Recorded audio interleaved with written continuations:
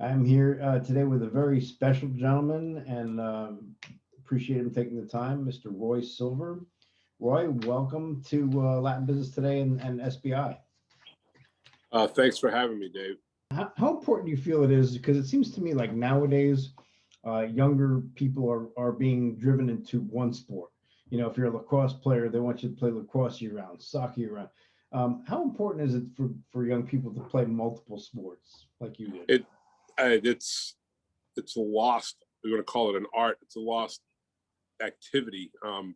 Kids are concentrating at such a young age on one sport. I think it's a detriment because they get mentally burnt out, emotionally burnt out, and physically. I think one sport gives the rest to certain body parts, like a throwing arm in baseball. You know, Right. it's nice to take 4 or 5 months off, and if you're playing football or basketball, you're not having that throwing motion over the top. I mean, you can still hurt yourself, but I think mentally and emotionally, the break from any sport is healthy. And I coached some travel ball teams a few years back here in high school, and I had a kid walk up to me. He was 16 years old. He said, "Coach, I'm burnt out. I don't even know if I want to play in college anymore." And he was a really good player. He had speed. He could have played football or basketball. Mhm. But everybody thinks in the United States that, you start earlier, you start training harder, you pay more money, and you get your so-called 15 minutes of fame. And that's a lie, just an outright lie.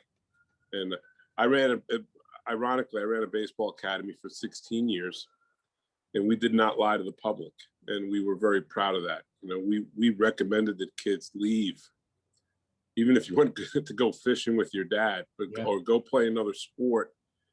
Get off the baseball field. It's not healthy to be doing this all year round. And many of them listened, and many of them did not. Yeah. Life balance, boy. It just whether it's work and family and home and things, it's easy to get burnt out. And I feel so bad for a lot of these kids because they just seem to be pushed into this one sport mentality or just kind of focus on this like you're saying. So I think obviously a lot of things have changed, and in a little while we're gonna talk about the state of the game of baseball in general as compared to when we were kids. But I get the impression just from talking to you, this is the second time we've talked and reading up on you that family is a big part of your life. So please tell me about your family. Yeah, I mean, you know, been married 31 years, and my wife and I have two girls. They're grown. They're pretty much gone. They're 27 and 23, and that's where I spent 16 years running a baseball business so that I could stay at home. I was in pro ball for 16 years and then left for 16 years, and now I've been back for the last 7 years full time. Now with the Texas Rangers, but I spent 14 years with the Cardinals after college. I played 8 years. I managed 6 years in the minor leagues, and I managed 2 years for the Rays.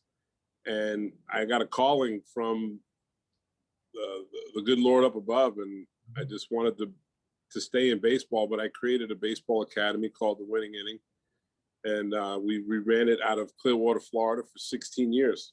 We started it when my oldest daughter was in kindergarten, and God blessed it for 16 years, and almost to the day of our youngest daughter graduating from high school. 16 years worth of business, and that was great. But it was also time for me to move on, and I got back into professional baseball with the Texas Rangers. And while I was in business, we kept our feet, kept my toes in the professional door. We would facilitate professional athletes in the off season, healthy ones that lived in Florida, ones that were hurt that we wanted. My business partner was a trainer, an athletic trainer, so we would rehab some injuries. And then there was those guys that needed rehab of other sorts, guys that were wayward off the field, and carved a little niche for ourselves where baseball is not who I am, it's what I do. And a lot of young kids are, like we talked earlier, they're pushed into baseball being their identity. And we're in big trouble in life if our job is our identity. And you can be really good at your job and be very, very wealthy. But if that is your identity, what's going to happen when it goes away? Or what's the rest of your life look like? So, Yeah. having a family for me was really important.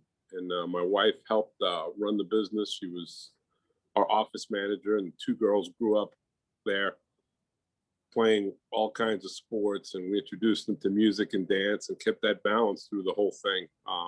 They both played college softball at some small schools, and they had a well-rounded upbringing. And I always told people baseball is very important to me, but it's by far the most important part of my life.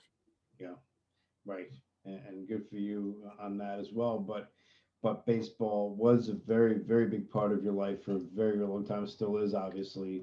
Obviously, you go down to Eckerd to play college ball, and you never go back to Long Island, I assume, because you've lived in Florida, I think, since then, right?